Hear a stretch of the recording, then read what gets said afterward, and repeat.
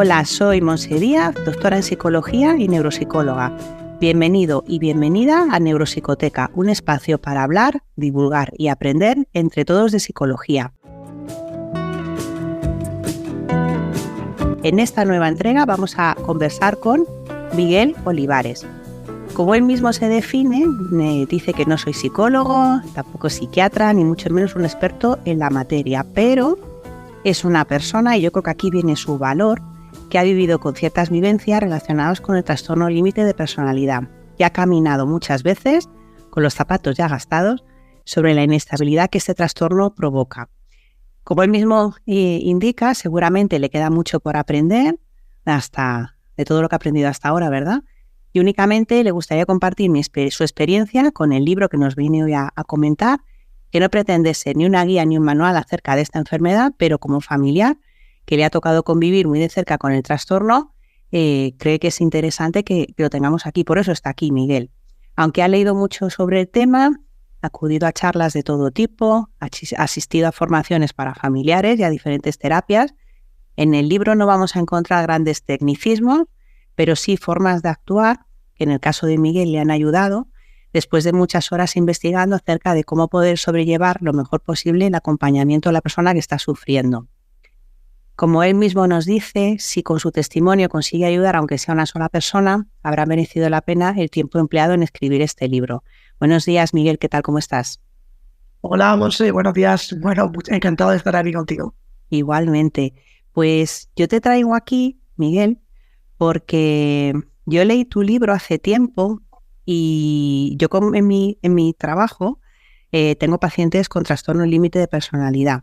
Que las familias y las personas que tienen alrededor estos pacientes, incluso el mismo paciente, cuando es consciente de su enfermedad, te piden leer algo, te piden saber algo, y buscando, me topé con tu libro, que coincido plenamente en lo que tú dices, ¿no? No eres un experto, no nos hablas desde esa formación académica, pero sí nos hablas con un testimonio en primera persona de un familiar, que creo que es muy importante para visibilizar precisamente no solo eso, no solo el trastorno, qué significa, todos esos términos científicos que nosotros manejamos, sino cómo se vive en la convivencia. Por eso, la primera cuestión que voy a hacerte, Miguel, obviamente, ¿cuáles son tus razones para escribir este libro?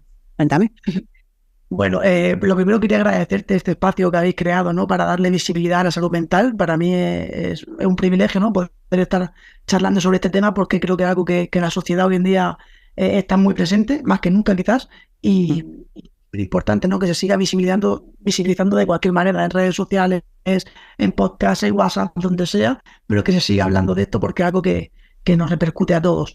Y bueno, referente a ¿por qué escribí el libro? Pues efectivamente cuando yo me encontré como familiar con esta situación, a mí desde pequeño en el colegio ni mucho menos me habían hablado de salud mental ni de nada mucho más específico, pero es que además conforme vas creciendo tampoco la vida te enseña a lidiar con estas situaciones, ¿no? Entonces yo me encontré con una situación que no comprendía, que me superaba totalmente y empecé a buscar información y sí que es cierto que había libros, pues hay de hecho libros muy buenos, yo me compré algunos libros, ¿no? De dejar de pisar de cáscara de huevo y libros que, bueno, Sí. que hay varios libros que cualquiera que haya buscado un poco los puede encontrar, que sí que es cierto que hablan y que están muy bien, pero en realidad para mí quizás eran demasiado técnicos o me daban una perspectiva que a veces no se ajustaba con lo que yo estaba buscando, ¿no? Y me sentía todavía más perdido. Pues cuanto más información buscaba, me daba cuenta que menos sabía. Y entonces, bueno, pues como bien has dicho, a base de buscar mucha información. Yo, lógicamente, también iba a terapia individual con mi psicólogo, luego fuimos a terapia de pareja, luego a terapia mucho más específica con diferentes asociaciones de familiares, ¿no? que daban soporte a las familias con pacientes con TLP. Pues sí que es verdad que empecé a reunir un poco de información que quería dejar. Pero yo que básicamente yo creo que lo hice como un resumen para mí, ¿no? Sí que es cierto que al final le fui dando cierta forma que decidí, bueno, pues si lo puedo compartir con los demás y alguien se siente identificado, pues quizá, bueno, pues siente que no esté tan perdido. Como yo me siento tan perdido, igual siente que hay más gente que está pasando por esta misma situación. Por eso yo digo que no soy ningún experto ni que yo pretendo con el libro dar ninguna masterclass de nada, ni muchísimo menos, pero yo he vivido, cuento mi experiencia y cómo he gestionado diferentes situaciones y si a alguien le puede servir, pues fíjate qué bien, ¿no? Qué maravilla, ya con eso me puedo dar por contento. Sobre todo porque yo creo que, como tú bien dices, ¿no? La experiencia en primera persona no deja de ser un hecho en esta sociedad y una realidad en esta sociedad en el que todos, de una manera directa, porque tengamos un trastorno de salud mental, o de manera indirecta, porque seamos familiares de alguien con un trastorno o una enfermedad mental, convivimos, ¿no? Con lo cual, en la realidad, todos estamos afectados de una manera u otra, ¿no? Todos estamos en este mismo barco, ¿no, Miguel? Totalmente. Y ya no solo es enfocarme en el trastorno de personalidad, sea cual sea, sino que, como sabes, va asociado a muchísimas otras cosas, ¿no? Respecto a la salud mental y cómo afecta directamente a los familiares, puede hacer que esa persona que a todas, yo creo que todo el mundo es susceptible de necesitar ir al psicólogo. De hecho, lo veo súper recomendable porque estamos muy aceptados si te duele la rodilla a ir al reumatólogo, pero si sientes un poco perdido, no. Yo creo que cada día más, pero todavía parece que decir que ir al psicólogo a que te orienten, parece que como, bueno, pues, estoy muy mal, ¿no? Bueno, creo que es necesario. Y entonces, como familiar, que aparentemente no tengo nada diagnosticado, pues no, al final todos tenemos cosas y además puedes sufrir como familiar al estar relacionado, pues puedes sufrir de ansiedad, puedes caer en depresión, puedes caer en un montón de cosas que siguen afectando a la salud mental. Por eso no es solamente un trastorno límite de personalidad que le afecta a parte de la población, sino que la salud mental, como bien dices, afecta a todo el mundo, antes o después, directa o indirectamente. Sobre todo que en el caso de un trastorno límite de personalidad, ¿no? Los cambios son tan bruscos, ¿no? La convivencia muchas veces es tan complicada que no comprender, no entender, no saber en ese ámbito familiar, pues hace una convivencia muy complicada y eso no ayuda precisamente al paciente, sino todo lo contrario, ¿verdad? Bueno, creo que es la parte más complicada, ¿no? Al final, como familiar o como paciente, igual, depende del momento en el que esté, de si sabe que está diagnosticado o no, si se está tratando o no, si sabe que quiere convivir lo mejor posible la enfermedad o como familiar que de repente te encuentras con la situación. Creo que uno de los mayores desafíos es la incomprensión, ¿no? Es decir, bueno, no entiendo nada, ¿por qué paso de un extremo a otro sin saber yo o sin yo no he hecho ningún detonante que yo pueda pensar que he sido yo? O porque no es la sensación de intentar entender y de acompañar es súper importante, ¿no? Pues conforme vas avanzando, pues te das cuenta que hay ciertos estigmas y ciertos mitos que no son los que creías y cómo se pueden abordar ciertos malentendidos y cómo, bueno, pues al final ese impacto emocional que nos llega y que sufrimos todos, pues minimizarlo lo máximo posible. Además, yo creo que en ese proceso, como familiar o como acompañante del paciente que tiene no solo UTLP, sino cualquier otro trastorno, nos vamos a colocar un segundo, ¿vale, Miguel? En un papel, y es el de la persona que acompaña a un psiquiatra, la persona que acompaña a un médico, la persona que acompaña a un psicólogo, ¿no? Entonces ahí la interacción con otros profesionales de la salud es diferente, porque claro, tú no eres el afectado, tú no eres el enfermo, no eres la persona que tiene el trastorno, pero al mismo tiempo te ves dentro de la situación donde convives con esos síntomas, ¿no? Y convives con esa relación tan complicada que hace muchas veces la convivencia muy difícil, ¿no? Entonces, aquí voy a cambiar de foco. ¿Cómo crees que un familiar, que en tu libro lo recoges también, ¿no? Un familiar tiene que afrontar, o cómo has vivido tú el afrontar las consultas, las interconsultas, el buscar información, el tratamiento, ¿no? Incluso del paciente que se hace por parte de los profesionales? Pues yo aquí veo, bueno, podría diferenciar entre dos cosas. Por un lado está la parte de aceptar también, ¿no? De aceptar como familiar la situación que tienes, que no es fácil, porque al final todo el mundo pensamos desde pequeño en las situaciones idílicas, de pareja, de padre e hijo, de relaciones. Entonces, aceptar que hay una situación diferente a la que no estaba preparado y tienes que informarte para ello. El tema de acompañar es súper importante. A veces está claro que si un padre, si un hijo el que está sufriendo la enfermedad, está claro que tú lo estás acompañando porque lo quieres, ¿no? Pero tenemos que saberlo, parece que lo damos por hecho, pero bueno, estamos ya acompañando porque queremos a la persona y queremos salir de la situación lo mejor posible. Entonces, el acompañar muchas veces simplemente estar ahí, ¿no? En silencio, si encontrar las palabras adecuadas es complicado, pero estar ahí simplemente en silencio y estar presente es una forma de acompañar también. Y una vez que ya como familiar, pues eres consciente de la situación y por supuesto, yo siempre recomiendo aquí seguir el tratamiento con los especialistas, ya no solamente respecto a la medicación, sino a seguir asistiendo a las terapias, ¿no? De seguir siempre acompañado por especialistas que realmente te van a poder orientar, es súper importante. Y luego como familiar, pues el tema de tú poder cuidarte también, ¿no? El famoso cuidar al cuidador es imprescindible porque si tú caes también, pues no vas a poder ayudar.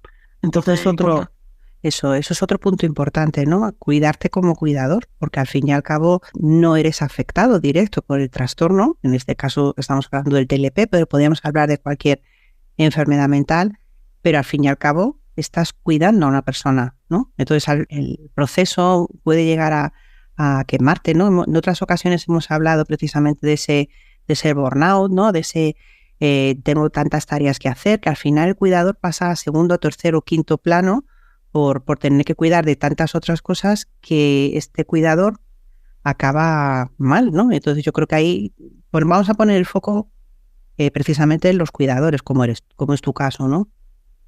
bueno, yo creo que es imprescindible el poder cuidarte tú. Hasta que entiendes eso es muy complicado porque al final tú lo que quieres, por un lado, te sientes responsable, ¿no? Porque dices, aunque no lo seas directamente, pero te sientes responsable porque estás a cargo de una persona que quieres y cuando esa persona está mal, cuando más te necesitas, cuando tú supuestamente más tienes que estar y es así.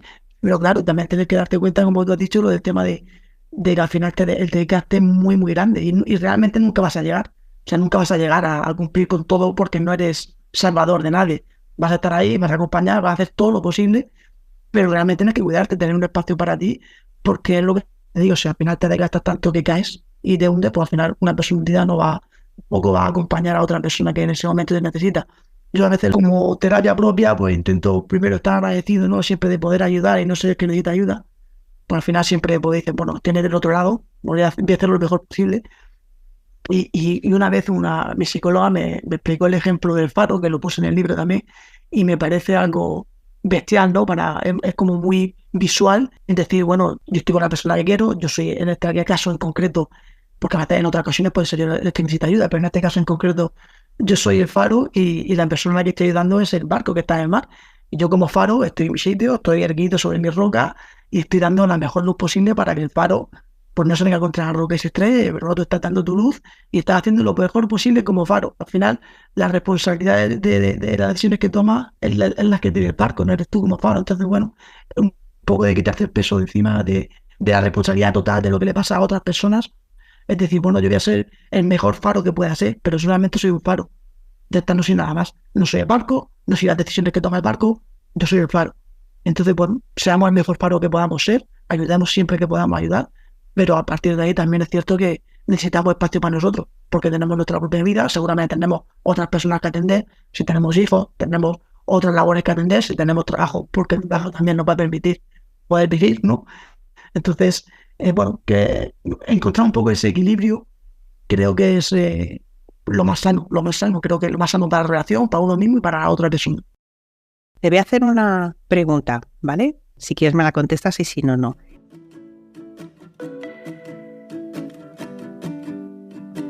Estás escuchando Neuropsicoteca, un espacio conducido por Montse Díaz para profesionales de la psicología y de las ciencias de la salud. ¿Qué es lo que te ha aportado ser familiar de una persona con TLP a nivel personal? ¿Qué te ha traído? Porque hemos hablado de corresponsabilidad, hemos hablado de cuidados, hemos hablado de ser faro, que me parece una metáfora preciosa, hemos hablado de cómo cuidar y cuidarnos en la salud mental, pero todo esto trae mucho aprendizaje, ¿no, Miguel? Totalmente, bueno, yo sí firme tengo la firme creencia de que al final la vida ya de por sí es un aprendizaje y conforme vamos viviendo, vamos aprendiendo y precisamente estas situaciones, ¿no? Un poco más extremas, lo que te hacen es aprender de una manera muchísimo más rápida ciertas cosas, ¿no? Al final, el estar relacionado con, en este caso de salud mental, con muchos especialistas en salud mental, pues lógicamente aprende a llevar otro tipo de las emociones propias e intenta relativizarlas, ¿no? Y este crecimiento personal de decir, bueno, voy a relativizar las cosas que me pasan y darle importancia a las cosas que realmente las tienen. Porque cuando vives situaciones, bueno, pues al final estando con tus familiares, vives situaciones muy, muy extremas, que por suerte yo no he tenido. Y, jolín, cuando ves sus situaciones, sus vivencias, pues puedes relativizar las tuyas, ¿no? Como muchas veces cuando, a mí me gusta de vez en cuando poder hacer alguna etapa del Camino de Santiago, ¿no? Para poder encontrar el equilibrio ahí en la naturaleza. Pues un ejemplo es cuando tú encuentras a alguien que va en silla de ruedas o va con muletas haciendo el camino y le han dicho hace 5 años que se iba a quedar en silla de ruedas y lo ves caminando, pues al final relativizas que tengas tú una ampolla en el pie. Y dices tú, bueno, yo tengo una ampolla, ya está. Y es una forma de vivir, o por lo menos a mí me ayuda a ver la vida de otra manera. Qué buen aprendizaje, Miguel, sin duda, ¿no? Si me lo permite, es una lección de vida, ¿no? Precisamente eso, ¿no? El pensar que todos tenemos dificultades, pero hay veces que esas dificultades se tornan muy complicadas, ¿no? Y los giros de la vida a veces se hacen tan complejos, ¿no? Pues yo te agradezco mucho, Miguel, que has venido a contarnos tu testimonio. Recuerdo que estamos hablando del libro Conviviendo con el TLP, de Miguel Olivares. Miguel, recuérdame la editorial, por favor.